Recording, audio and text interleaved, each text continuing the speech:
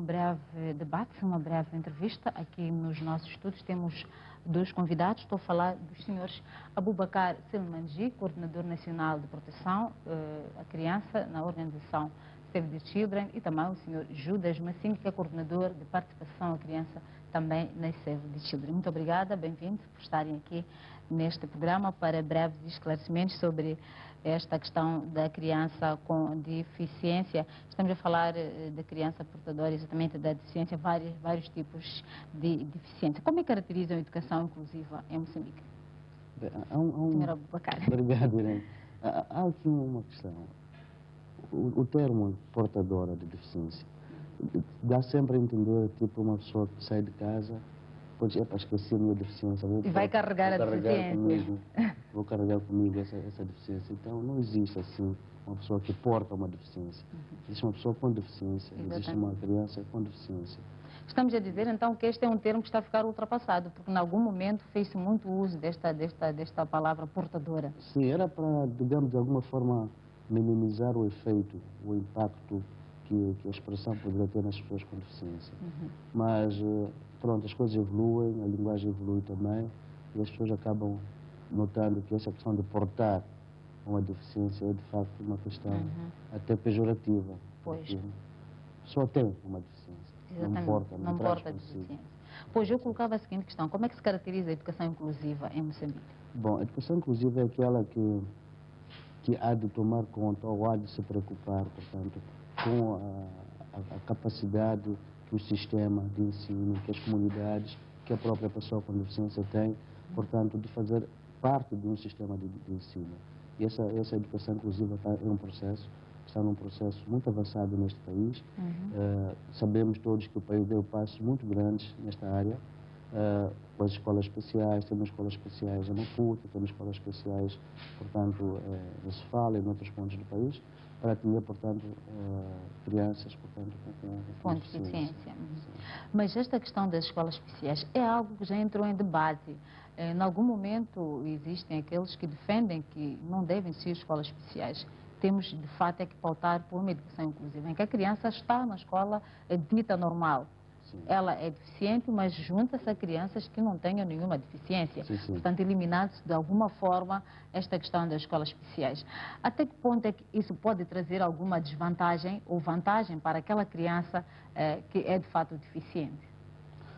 Bom, a existência de escolas especiais acontece num certo momento do processo, portanto, da educação, do processo político e também do processo social, não é? Se calhar eu posso dizer que justificava ou justifica, em algum momento, a existência de escolas especiais ou escolas, portanto, para crianças ou para pessoas com necessidades educativas especiais. Porque a atenção que se dá é, de certa forma, digamos que individualizada, coisa do género. Mas esta tendência, portanto, está a acabar. Os seus dias estão a chegar ao fim, porque, de facto, é preciso que esta criança ou esta pessoa com deficiência esteja numa escola regular. Não é? Esteja numa escola regular. E o sistema à volta da pessoa com deficiência ou da criança com deficiência, portanto, permita que ela tenha um nível de aprendizado bastante alto, com qualidade, não é? Mas também é preciso que tenhamos professores formados e capacitados para trabalhar com este tipo de crianças, porque algumas crianças não têm só uma deficiência física, mas têm alguma deficiência mental. Algumas crianças têm aquilo que se chama de crianças retardadas, algumas são crianças, essas com necessidades educativas especiais, temos crianças superdotadas. Então é preciso que o próprio professor também esteja de alguma forma capacitada para trabalhar com esta criança. Sim, acima de tudo, para saber identificar.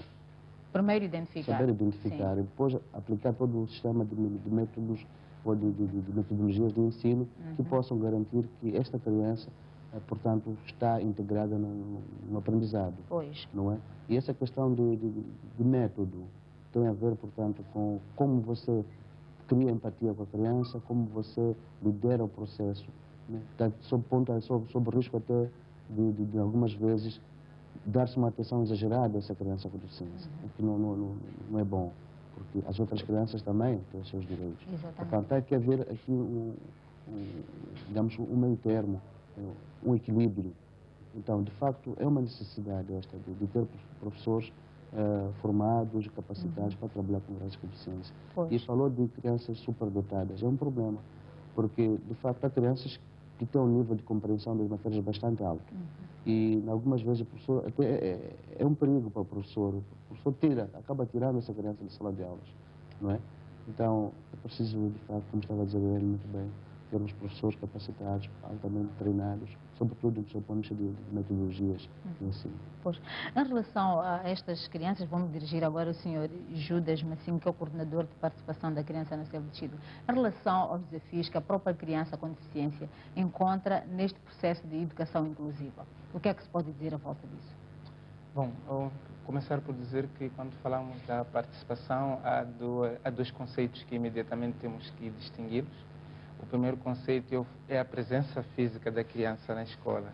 Costumamos dizer que a criança está a participar porque ela saiu de casa e foi à escola. Então, esta participação é preciso um envolvimento, em primeiro lugar, da própria família, para que encoraje esta criança, de maneiras que ela sinta que a família valorize esta criança e faça com que ela goze os mesmos direitos que as outras crianças têm e crie condições para que ela possa participar no processo da educação. Por outro lado, é preciso um trabalho da educação da comunidade estudantil, estamos a falar dos próprios estudantes, para que não tenham aquelas brincadeiras de mau gosto, que acabam fazendo com que esta criança, mesmo que tenha tido o encorajamento dos pais, a abertura dos professores, mas a atitude dos colegas, a volta desta criança, façam com que ela não se liberte para poder aprender e assim dar uma melhor contribuição ao desenvolvimento do país. Há um segundo conceito da participação, que é o processo de as crianças, de uma forma geral, poderem influenciar o processo da tomada de decisões naquilo que lhes afeta.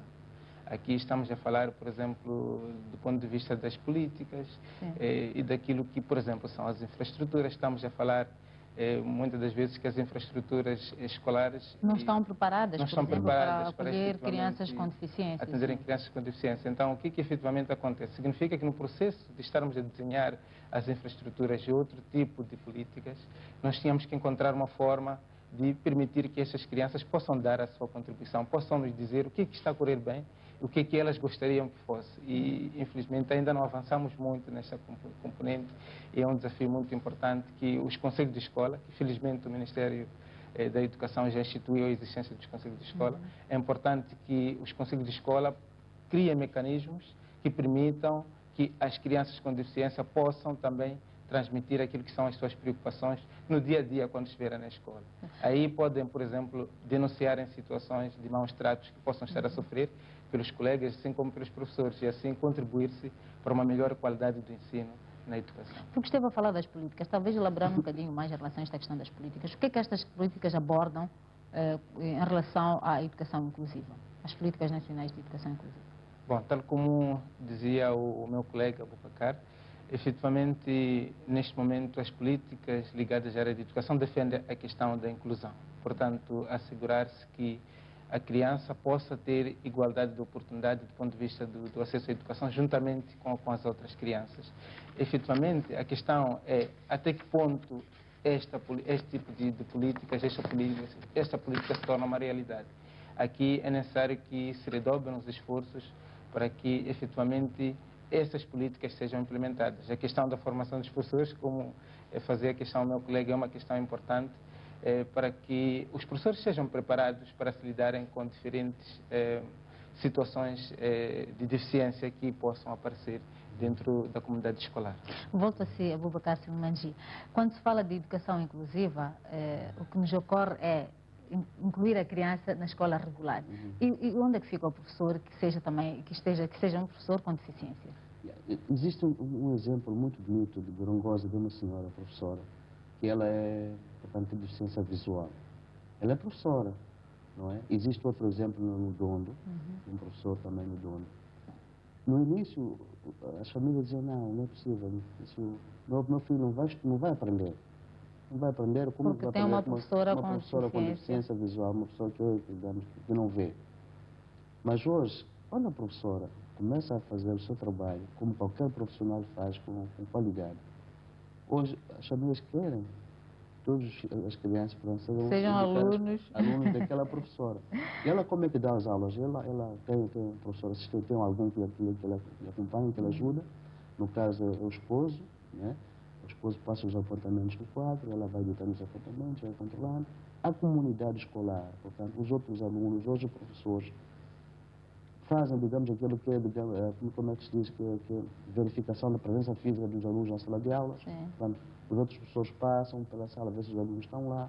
Hoje já é a comunidade que verifica isso, não é? Que até assegura que a professora ou o professor não são vítimas de chacota. Sim. Portanto, todo o sistema está de tal forma feito no sentido de que esta professora e esse professor dê as aulas da melhor maneira possível. Pois. Agora, o desafio que existe é que são professores que precisam de alguma assistência. O Estado, neste momento, não tem capacidade para pagar mais um professor assistente. Então, só tem esse desafio de recursos, mas não tem o desafio da capacidade que o professor tem ou não de dar uma aula. Pois.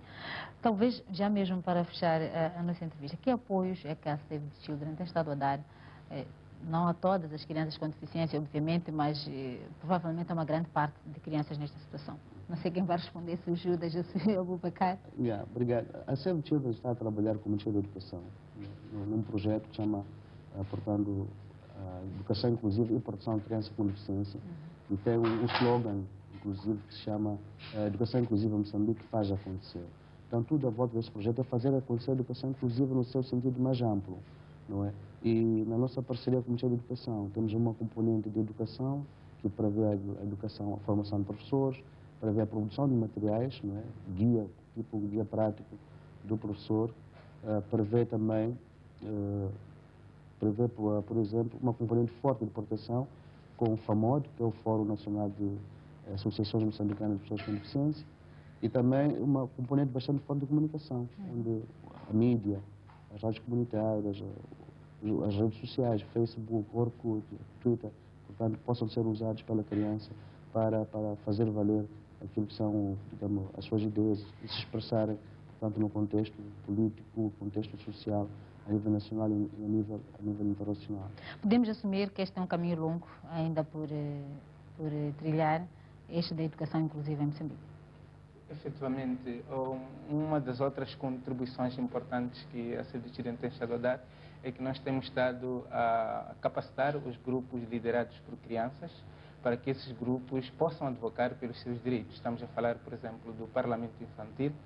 Dentro das capacitações que nós temos estado a dar a este grupo, temos estado a enfatizar a importância da não marginalização, a importância da não discriminação, e esta é uma contribuição importante para que as próprias crianças possam aprender desde muito novas como valorizarem os seus pares e assim crescerem numa sociedade de justiça e de não discriminação.